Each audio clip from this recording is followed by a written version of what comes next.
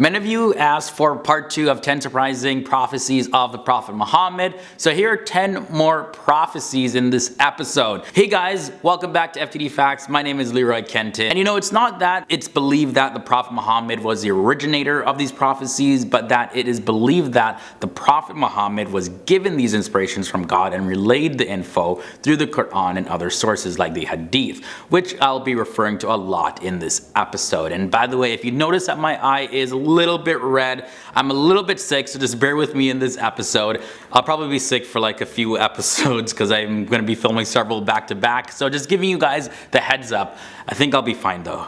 Okay, take a deep breath. Let's jump into this episode. Starting at number 10, we have enmity among Christians. So enmity among Christian sects until the day of resurrection was a prophecy, and it's in Surah Al-Ma'idah verses 14, and it says, "From those who call themselves Christians, we took their covenant, but they have abandoned a good part of the message that was sent to them. So we planted amongst them enmity and hatred till the day of resurrection, when they discarded Allah's book, disobeyed Allah's messengers and his orders, and transgressed beyond bounds in Allah's disobedience. And Allah will inform them of what they used to do." For number 9, the Prophet Muhammad shares a prophecy that his religion would prevail over all others. And Allah has said this to him: "It is he who has sent his messenger Muhammad with guidance and the religion of truth, Islam, to make it superior over all religions." You can find this info in several surahs in the Quran. Al-Taba 9:33, then there's Al-Fat 48:28, and then there's Al-Saf 61:9. There's also a prophecy that rain will stop and plants will die, and this is going to happen in the 3rd year prior to the Antichrist.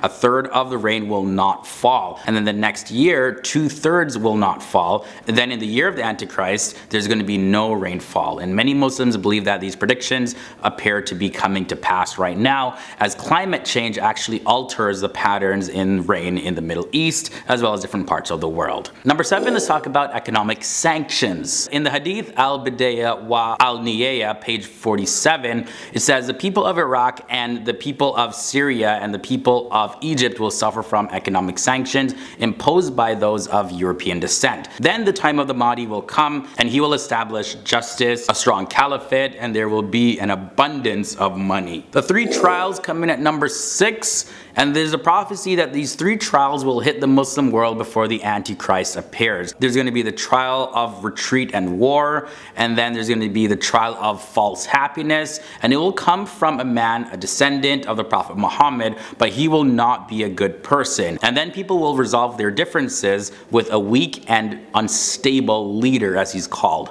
And then next, there's going to be catastrophe that's going to hit every person in the Muslim world. Now when people start thinking that it's over, it'll hit them again, and at the end they will be divided into 2 groups. One group is going to be those who have pure belief, and the other group those who are going to be filled with hypocrisy. And then when this happens, it's said that the Antichrist will appear any minute. And that's from the Hadith Al-Bidayah wa Al-Nihaya, page 53 to 54. Halfway to number 5, there's a prophecy of Israel. So the development of the area of modern day Israel means that the city of Medina is about to fall apart. And then the falling apart of Medina means that the great battle of Armageddon is about to happen. And then the great battle of Armageddon means that the city of modern day Istanbul is about to fall to Muslim rule. Now when it falls, that means that the Antichrist also is about to appear. And that's found in the same Hadith, page 65. Number 4 brings us a prophecy of lightning being increased. So it said that lightning strikes will increase until it becomes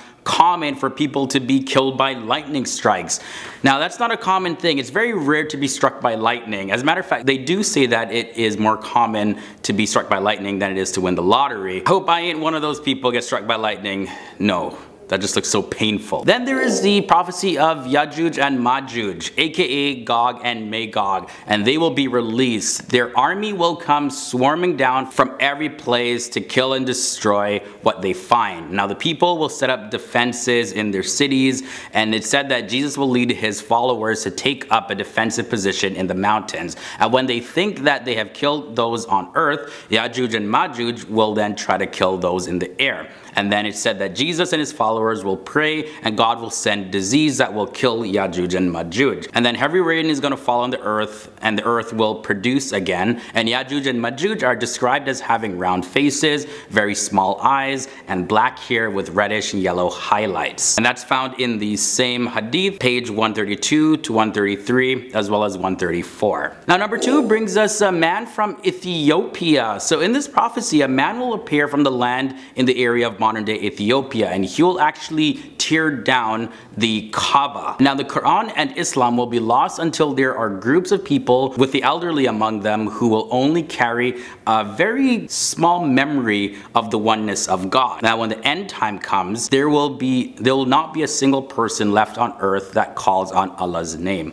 Also, it's said that idol worship will return to the Arabs. And that's also found in the hadith Al-Bidayah wa Al-Nihaya, page 136, page 28 to 29, and also page 45. And the final prophecy is fire. So the fire will appear from the bottom of Aden in modern day Yemen, and it will drive people as they try to run away from it to the land of modern day Syria. Then it's said that there's going to be a horn that's going to be blown and everyone will be left in complete terror. And you can also find this in the same hadith, page 143 and page 175. And I think I'll end it right there. That's it for this episode about 10 more surprising prophecies made by the Prophet Muhammad. Now it's time to hear from you guys. Let me know all your thoughts and comments down below. Now if you want more FTD facts, here's a video that I recommend. Tap the annotation right beside my head. Also my social media links and other good stuff are below in the video description section. And if you haven't done so already, hit that subscribe button and ring that bell to join the FTD Facts family and keep up to date with our latest episodes.